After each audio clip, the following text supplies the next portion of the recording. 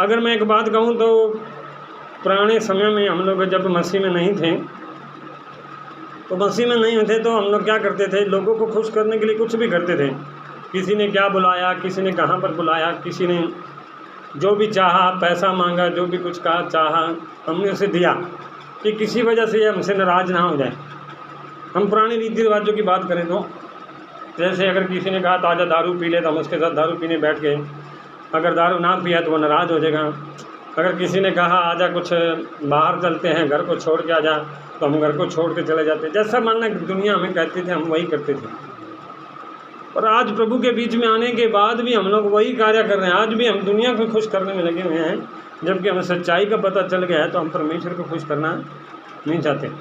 हम परमेश्वर को खुश करना चाहते हैं। अगर मान के चलो, अगर हमें पता चल गया आज, अगर जैसे कई बार क्या होता है कि हमारे सामने कोई गलत बातें बोलता है तो हम उसको ये नहीं कहते कि बाइबल के वचन के अनुसार ये गलत है, परंतु हम उसको प्यार से, कितने प्यार से बोलते हैं कि ये गलत है भाई साहब, आप जो कर रहे हो ना सही नहीं है।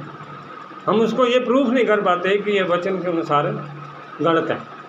क्यों नहीं पर वो कर पाते? क्योंकि वो रीति रिवाज, जो बंधन है ना पुराने समय के, वो आज भी हमारे अंदर कार्य कर रहे हैं। और वो बंधन टूटते कब हैं? जब हम उनको परमेश्वर के वचन के द्वारा क्लेम करना शुरू कर देते हैं। क्लेम कैसे करते हैं कि आज मैं यीशु मसीह में, परमेश्वर में मैं अपने आप को समर्पण करता हूँ कि मेरा परमेश्वर मेरे पापों के लिए मारा गया, मेरे लिए गाड़ा गया और मुर्दों में से तीसरे दिन जी उठा और आज भी वो जिंदा है। इसलिए मैं उस पर विश्वास करता हूँ। इसलिए पुराना कोई भी बंधन, कोई भी पितरों का बंधन, कोई भी जादू टोने का बंधन, कोई भी संसार का बंधन मेरे जीवन में कार्य नहीं करेगा। तब एक मनुष्य एक आनंद के साथ आगे बढ़ना शुरू होता है। परंतु हम लोग क्या करते हैं कि जब तक चर्च में होते हैं तो हम लोग इन बातों को सोचते हैं, समझते हैं कि चलो आज से लेकर मैं इन बंधनों से आज़ाद होऊंगा। पर जैसे ही हम लोग बाहर निकलते हैं, लोगों का बहरावा देखते हैं, लोगों का बहकावा देखते हैं, लोगों की बातें सुनते हैं, तो हमारे जीवन में क्या होता है, हम लोग उस चीज़ों से फिर नीचे गिर जाते हैं। बार बार हम लोग आगे उठने की कोशिश करते हैं, बार बार हम गिर जाते हैं, बार बार उठ जाते हैं, फिर गिर जाते हैं। बाइबल का वचन कहता है धर्मी चाहे 7 बार भी गिरे तो भी उठ खड़ा होता है। 7 बार गिरने का कारण क्या है? परमेश्वर ये बता रहा था कि अगर तुम एक हफ्ते में 7 बार भी गिरते हो, अगर संडे में आते हो ना चर्च में, तो फिर भी आप क्या करते हो, उनमें खड़े हो जाते हो। अगर हम 7 दिन अपने कामों के कारण वहीं पर पड़े रहें तो वो धर्मी नहीं है, अधर्मी मनुष्य है। इसलिए मैं आज क्या कहना चाहता हूँ कि हम जब प्रभु में अब आए हैं तो मेरा कहने का मतलब क्या है कि हम उस पुराने रीति रिवाजों के कारण, हम पुराने बंधनों के कारण, पितरों के बंधनों के कारण हम आज भी उलझे हुए हैं। मैं क्या, हम लोग शारीरिक से अगर कहें तो हमारे जीवन में प्रभाव नहीं हो रहा है। शारीरिक देवी देवता क्या करते थे हमारे जीवन में? हम लोग हवन चढ़ा के आते थे, पूजन करा के आते थे, तो बाबे ने एक धागा बांध दिया, मूर्ति पूजा का एक धागा दे दिया, तो क्या करते थे, आप लोग सब आज़ाद हो गए। ठीक है।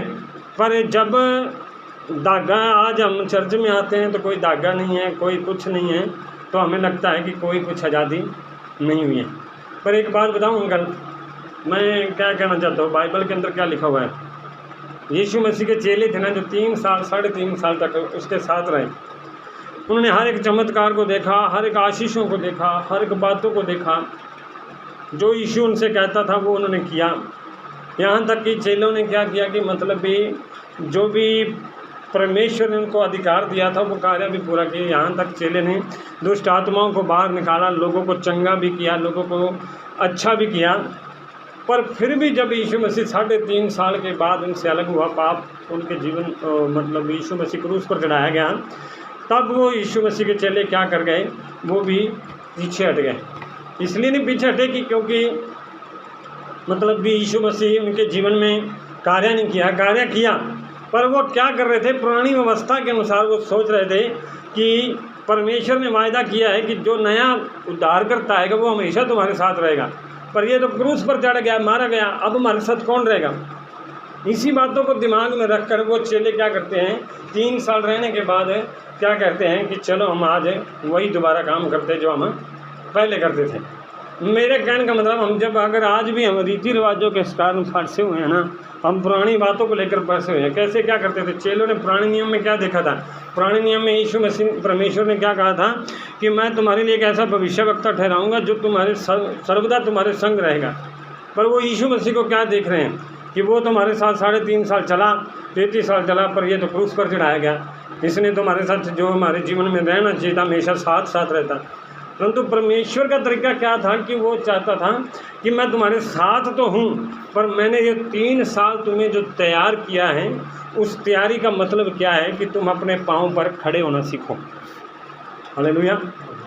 मतलब यीशु मसीह का तरीका क्या था? उसका छोड़कर जाना, क्रूस पर मरना और दोबारा उनका आना, वो एक बात को दर्शाता है कि मैं तुम्हें ये सिखाना चाहता हूँ कि तुम लोग अपने पाँव पर खड़े हो जाओ। आज हम लोग क्या करते हैं कि मेरे कहने का मतलब आज हम लोग क्या करते हैं, हम लोग सिर्फ एक पास्टर के सिर पर खड़े हुए हैं। अगर पास्टर हमारे जीवन में आशीष दे रहा है तो पास्टर ठीक है, नहीं तो पास्टर अगर टूट गया तो हमारा विश्वास भी ख़त्म हो गया। आज विश्वासी लोगों का सबसे ज़्यादा भरोसा परमेश्वर पर नहीं, पर वो किस पर भरोसा रखते हैं? मनुष्य पर रखते हैं, पास्टर पर रखते हैं। अगर पास्टर ने हाथ रख दिया चंगे हो गए तो ये चर्च बढ़िया है। अगर पास्टर ने हाथ नहीं रखा, पास्टर ने हाथ रखा चंगा नहीं हुआ तो ये चर्च बढ़िया नहीं।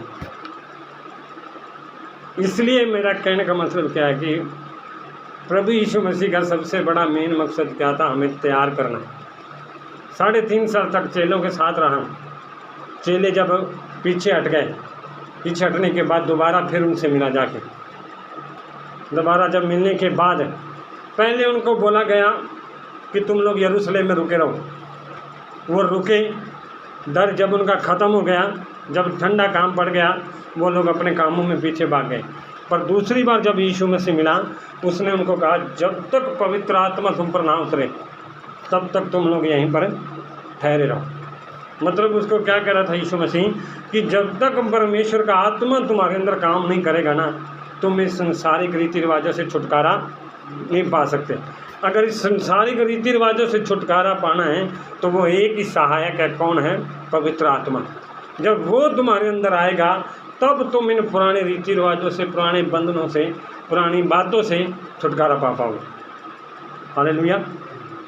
इसलिए प्रभु यीशु मसीह ने कहा जब तक तुम यरूशलेम में ठहरे रहना, जब तक पवित्र आत्मा तुम पर ना उतरे। वो चेले ठहरे रहे, यीशु मसीह उठा लिया गया।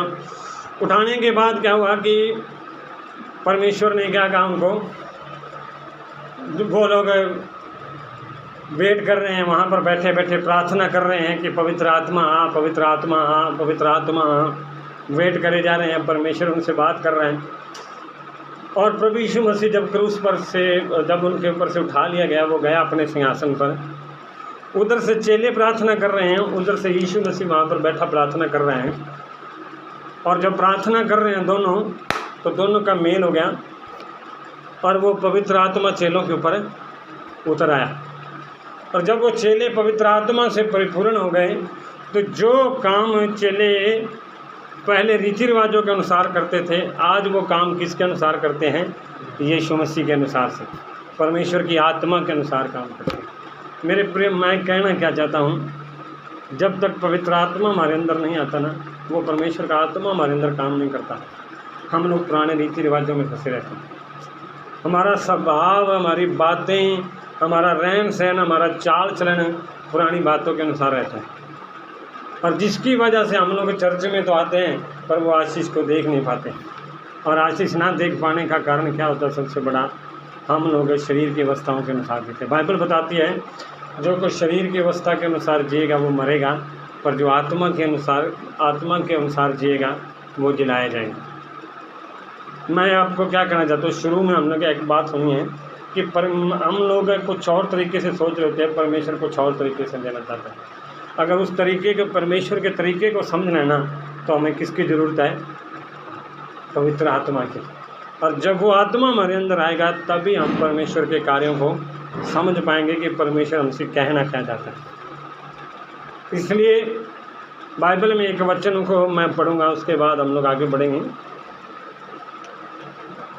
प्रेरितों के काम 4 अध्याय उसका 11 और 12 वचन कहता है यह वही पत्थर है जिसे तुम राजमिस्त्रियों ने तुच्छ जाना और वह कोने के सिरे का पत्थर हो गया, किसी दूसरे के द्वारा उद्धार नहीं, क्योंकि स्वर्ग के नीचे मनुष्यों में और कोई दूसरा नाम नहीं दिया गया जिसके द्वारा हम उद्धार पा सकें। हालेलुया। ये बात पतरस और यूहन्ना हैं जो उसके चेले हैं यीशु मसीह के, ये बात जो फरीसियों से बात कर रहे हैं, उन लोगों को बात समझा रहे हैं जो लोग पुराने नीति रिवाजों के अनुसार चल रहे हैं। पतरस और यूहन्ना पहले ये भी काम वही करते थे, पर जब इनके अंदर पवित्र आत्मा आया तो पवित्र आत्मा की सामर्थ के द्वारा इन्होंने लोगों को वचन सुनाना शुरू किया। लोगों को वचन सुनाते गए और लोग बढ़ते गए, पवित्र आत्मा उनसे बात करता गया। और एक बार क्या हुआ कि चेले पतरस और यूहन्ना दोनों जा रहे हैं और जाते जाते मंदिर में बैठकर प्रार्थना कर रहे थे, और प्रार्थना करके जब बाहर आए तो एक लंगड़ा बैठा हुआ था जो भिखारी था। तो उसने क्या किया, प्रभु से और उन लोगों से भीख मांगी, जैसे शुरुआत से वो मांगता आ रहा था। और एक दिन परमेश्वर की दया उस पर हो गई और पतरस और यूहन्ना उसके पास से गए तो उसने बोला, उसने हाथ फैलाया कि मुझे भीख दो।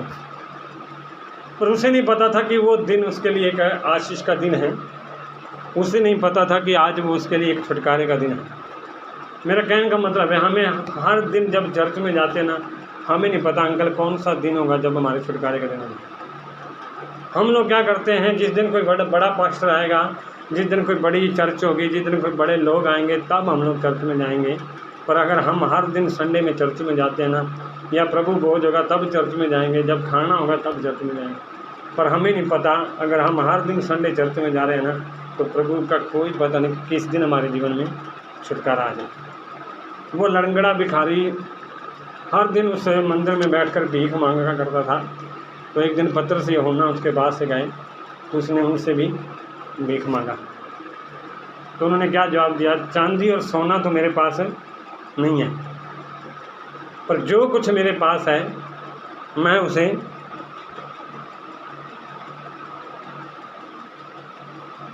तुझे देता हूँ, यीशु मसीह नासरी के नाम से चल फिर। आज लोग क्या कहते हैं कि लोग चर्च में इसलिए जाते हैं क्योंकि उन्हें पैसा मिलता है, उन्हें धन दौलत मिलती है, पर बाइबल क्या बताती है, चांदी और सोना तो मेरे पास है नहीं है, पर जो कुछ मेरे पास है वो मैं तुझे देता हूँ। आज चर्च में आने वालों को ना तो चांदी दिया जाता है, ना सोना दिया जाता है, ना पैसा दिया जाता है, पर क्या दिया जाता है, प्रभु यीशु मसीह का वचन।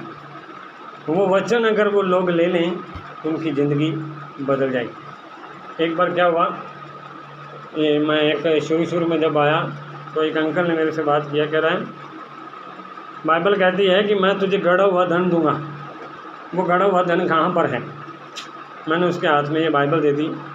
मैंने कहा इसको जितना खोदोगे, जितना पढ़ोगे, उतना धन इसमें से निकलता जाएगा, और कोई रास्ता नहीं है जिसमें आपको धन मिल सके। इसलिए परमेश्वर के दास ने क्या कहा, चांदी और सोना मेरे पास नहीं। कल की याद रखना, चर्च आपकी हेल्प कर सकता है, आपकी मदद कर सकता है, आपके साथ खड़ा हो सकता है।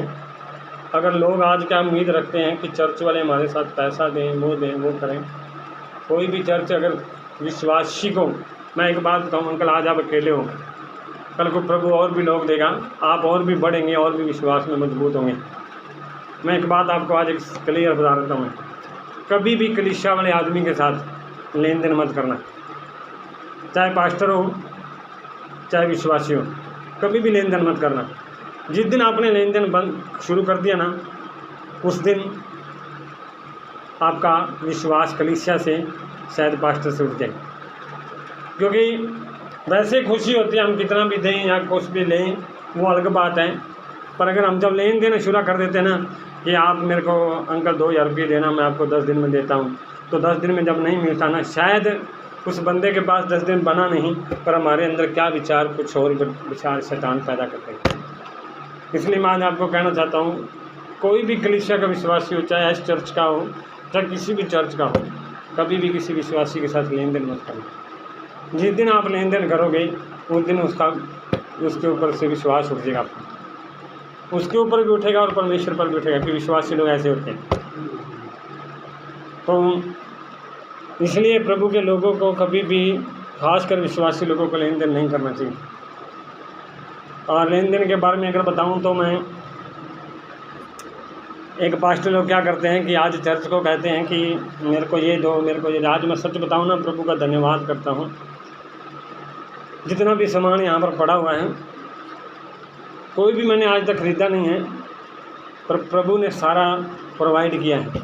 और आप भी यहाँ पर आ रहे हो, 6 महीने साल से तो आ रहे हो, और गौरव भी है, राहुल भी है, कभी भी मैंने, स्वामी पास्टर भी है, कलीसिया के और भी कई लोग आए हैं यहाँ पर, कभी भी मैंने किसी को, लोगों को ये नहीं कहा कि आज मेरे को गद्दों की ज़रूरत है, आप पैसे देना, मेरे को कुर्सियों की ज़रूरत है, या मेरे को टेबल की ज़रूरत है, या मेरे को इस चीज़ की ज़रूरत है। कभी भी मैंने किसी को नहीं कहा, पर प्रभु ने आज तक मेरे को किसी बात की घटी भी नहीं होने दी। अगर शायद मैं शुरू से आप लोगों से मांगना शुरू कर देता तो मेरा भरोसा किन पर रहता? आप लोगों के ऊपर रहता कि शायद आज अंकल को तनख्वाह मिलेगी तो वो मेरे को 1000 रुपये देगा तो मैं गद्दे लेके आऊँगा, शायद अंकल मेरे को, गुरु गौरव आज मेरे को पैसे देगा तो मैं कुर्सी लेके आऊँगा। पर परमेश्वर के ऊपर भरोसा रखने से मनुष्य से भरोसा रखना उत्तम है, क्योंकि जब हम परमेश्वर पर भरोसा रखते हैं ना तो मनुष्य के साथ हमारा प्यार बढ़ता है, बल्कि मनुष्य से नफरत नहीं बढ़ती। इसलिए मैं आपको ये कहना चाहता हूँ कि हम कलीसिया के लोगों को कभी भी किसी के साथ लेन देन, कलीसिया के साथ हर विश्वासी लोगों के साथ लेन देन नहीं करना चाहिए। इसलिए उसने कहा चांदी सोना तो मेरे पास नहीं है, पर जो कुछ मेरे पास है वह मैं तुझे देता हूँ। आप कलीसिया के लोगों को दे सकते हो तो सिर्फ यीशु का नाम दे सकते हो, तो वचन दे सकते हो, उसकी हेल्प कर सकते हो, पर लेन देन में कभी भी उसके साथ मत खड़ा। आज हम चर्च में दूर होते हैं, पता क्यों? मैं आपको क्या बात करूँ, एक छोटी सी बात उदाहरण देता हूँ। कई बार हम लोग चर्च में आते हैं ना, जब लोग, तो आप भी आ रहे हैं और मैं भी आ रहा हूँ, खास कर मैं आपको ना टोकूँ, पर आपके मन में क्या जाएगा, शायद पास्टर पैसे न मांग ले इसलिए आज मैं चर्च में नहीं जाता, शायद वो मेरे से आज ये चीज़ ना मांग ले, उस वजह से बंदा चर्च जाना बंद कर देता है। और ख़ासकर शायद मन, पास्टर के मन में विचार ना भी हो, या एक विश्वासी के मन में विचार ना भी हो, फिर भी आदमी यही सोचता है कि शायद मैं आज चर्च में जाऊँ, मेरी बेइज्जती ना हो जाए, मैं चर्च में जाऊँगा तो लोग मेरे ऊपर पैसे ना मांग लें, इसलिए आज लोग चर्च में आना बंद कर देते हैं। इसलिए मैं आज कह रहा हूँ कि प्रभु की दया से, चाहे इस चर्च के विश्वासी हों, चाहे बाहर के हों, कभी भी किसी के साथ है लेन देन मत करना। चाहे एक दिन वो नाराज़ हो जाएगा, 2 दिन नाराज़ हो जाएगा, पर आपके साथ उसका परमेश्वर का विश्वास बना रहेगा। हालेलुया। जब वो अंधा जो लंगड़ा था, जब यीशु के नाम से वो चलने लगा, तो चलने के बाद वहाँ के फरीसी लोग उस बात पे सवाल उठाने लगे कि ये बंदा ठीक कैसे हो गया। उनके अंदर सवाल कैसा क्यों है? पता है, क्योंकि 2 महीने पहले ही यीशु मसीह क्रूस पर चढ़ाया गया था, वो मारा गया था, और यीशु के नाम से पहले लोग ठीक होते थे, यीशु ही चंगा करता था, पर इनके अंदर ऐसा क्या आ गया कि इनके द्वारा भी ये लोग चंगे होने लगे। मेरे प्रेम, मैं कहना क्या चाहता हूँ कि पवित्र आत्मा जब हमारे अंदर आता है ना, तो वो प्रकट करता है कि हमारे अंदर कौन है। जब उन्होंने ये बातें पूछना शुरू किया ना पतरस और यूहन्ना से, तो पतरस और यूहन्ना उनको खुल के क्या बोलते पता है? कहते हैं कि तुम लोग आज हम पर सवाल उठाते हो, हमारे ऊपर बातें करते हो, ये आज ठीक हुआ है, हमारी कुछ क्वालिटी नहीं है, हमारी कुछ गुणवत्ता नहीं है, परंतु उसी यीशु के द्वारा जिसे तुम लोगों ने क्रूस पर चढ़ाया, जिसे तुम लोगों ने इनकार किया, उसी यीशु मसीह के नाम से ये बंदा चंगा हो गया। आज चर्च में लोग चंगे होते हैं तो यीशु मसीह के नाम से, न कि पास्टर के नाम से। आज लोगों का चर्च छोड़ने का कारण क्या होता है कि पास्टर के नाम से ठीक नहीं हुए, इसलिए हम लोग चर्च छोड़ देते हैं, दूसरी चर्च में जाते हैं। मैं आज सुबह सोच रहा था, पिछले दिनों में पता चला मेरे को कि एक भाई दूसरी चर्च में जाता है, तो सिर्फ इसलिए जाता है कि यहाँ पर चंगाई नहीं हुई, शायद वहाँ पर जाए। और मैं सोच रहा था कि प्रभु क्यों ऐसा क्यों? कह रहा है चंगाई यहाँ पर भी होनी है, वहाँ पर भी होनी है। होनी किसके नाम से है? प्रभु के नाम से। पास्टर ने तो करनी नहीं। अगर यहाँ पर प्रभु उसको कह रहा है कि इस चीज़ से बाहर निकल, अगर यहाँ पर नहीं निकल रहा है तो वहाँ पर निकलेगा। तो इसलिए हम लोग क्या करते हैं कि चर्च बदलने के लिए बड़ी जल्दी कर लेते हैं, पर अपने अंदर की कमियों को नहीं देखते कि हमारे अंदर कमियाँ क्या हैं। इसलिए प्रभु यीशु मसीह ने, इसलिए पतरस और यूहन्ना ने कहा कि ये जो बंदा ठीक हुआ है ना, हमारी कोई क्वालिटी नहीं है, पर यीशु मसीह के नाम से ठीक हुआ। इसलिए वो कहता है कि जिस पत्थर को तुम लोगों ने ठुकराया था वही एक कोने का सिरा हो गया और किसी दूसरे को द्वारा उधार नहीं, क्योंकि स्वर्ग के नीचे पृथ्वी के ऊपर एक ही नाम दिया गया है जिसके द्वारा हम लोग उद्धार पा सकते। अंकल, मैं एक बात कह सकता हूँ आपको, प्रभु यीशु मसीह के नाम से आपको मैं एक बात कहता हूँ, आपका विश्वास है ना, जो अगर आप प्रभु पर बढ़ाते जा रहे हैं तो एक दिन आपका परिवार पूरा उद्धार पाएगा। इसलिए नहीं पाएगा कि आप कुछ अच्छे काम कर रहे हो, इसलिए पाएगा क्योंकि आप प्रभु पर विश्वास करके आगे बढ़ रहे हो। शायद आज आपको, हम लोग जैसे का बात कर रहे थे कि शायद आज आपको लगता है चर्च में आ रहा हूँ मैं, कुछ प्रभाव नहीं हो रहा है, परंतु प्रभु अंदर ही अंदर काम कर रहा है। वो चेले जो यीशु मसीह के नाम से अद्भुत काम करने लगे, 3 साल तक चुपचाप लगे आ रहे थे, उन्हें कुछ नहीं लगा था कि हमारे जीवन में कुछ प्रभाव हुआ है। वो 3.5 साल तक ऐसे आ रहे थे जैसे एक मुर्दा पीछे पीछे चलता है, एक मुर्दे के पीछे लोग चलते हैं ना शांत स्वभाव से, उसी प्रकार वो चुपचाप यीशु मसीह के पीछे पीछे आ रहे थे। उन्हें कोई पता नहीं भी क्या हो रहा है क्या नहीं हो रहा है, पर जब 3.5 साल पूरे हुए, जब पवित्र आत्मा उनके ऊपर उतरा, वही चेले एक दूसरों के लिए आशीष का कारण है। मैं आपको क्या कहना चाहता हूँ कि प्रभु यीशु के नाम से हम जब चल रहे हैं ना, तो शायद हमें लग रहा है कि हमारे जीवन में कुछ नहीं हो रहा, पर एक दिन ऐसा आएगा कि आपके द्वारा ही लोग उद्धार पाएंगे, आपके द्वारा ही लोग जानेंगे कि यीशु ही परमेश्वर है। जब उन्होंने ये बात कही चेलों ने, तो क्या बोले पता है? जब उन्होंने पतरस और यूहन्ना का साहस देखा और यह जाना कि ये अनपढ़ और साधारण मनुष्य हैं, तो आश्चर्य किया, फिर उनको पहचाना कि ये यीशु के साथ रहे। मैं आपको क्यों कहना चाहता हूँ कि हम लोग मसीह में जब बढ़ रहे हैं ना, शायद हमें लग रहा है कि हमारे जीवन में कुछ प्रभाव नहीं हो रहा, पर लोग हमारे कामों के द्वारा जानेंगे। जब प्रभु आपके परिवार को बदलेगा ना, जब आपका परिवार चंगा हो जाएगा, जब आपका परिवार परमेश्वर में आना शुरू हो जाएगा, तब लोग जानेंगे कि ये बंदा अनपढ़ था, ये साधारण मनुष्य है, पर ये प्रभु की बातें कैसे बोल देता है।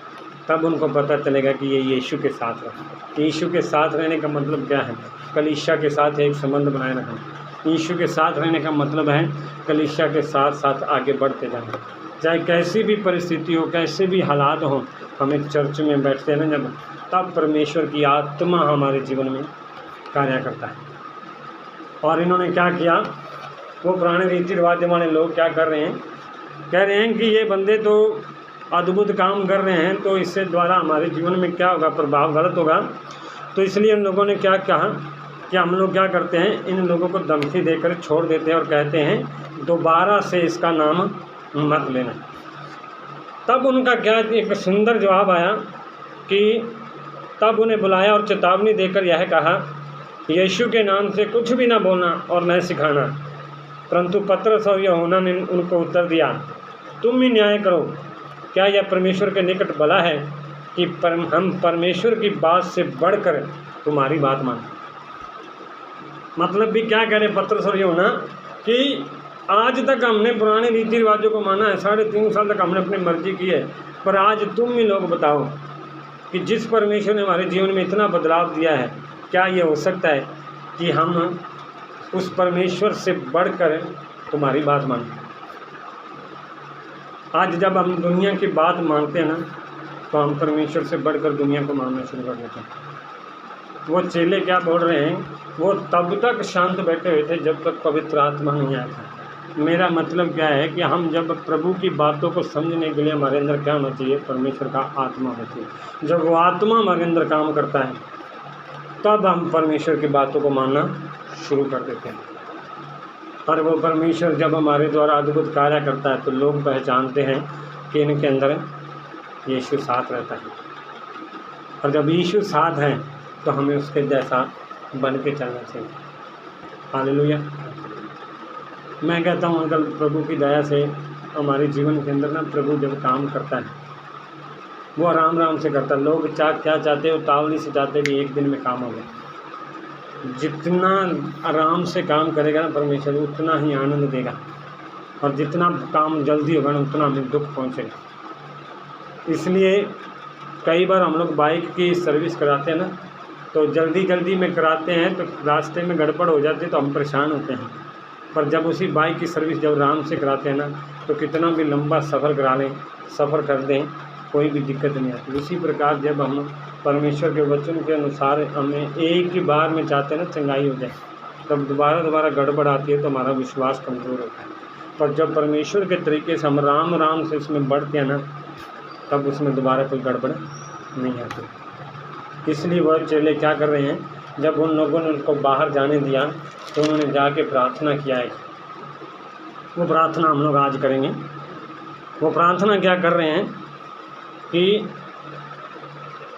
हे स्वामी, तू वही है जिसने स्वर्ग और पृथ्वी और समुंदर और जो कुछ उनमें है बनाया। तूने पवित्र आत्मा के द्वारा अपने सेवक हमारे पिता दाऊद के मुख से कहा है, अन्य जातियों ने हुल्लड़ क्यों मचाया और देश देश के लोगों ने क्यों व्यर्थ बातें सोची। प्रभु और उसके मसीह के विरोध में पृथ्वी के राजा खड़े हुए और हाकिम एक साथ इकट्ठे हो गए।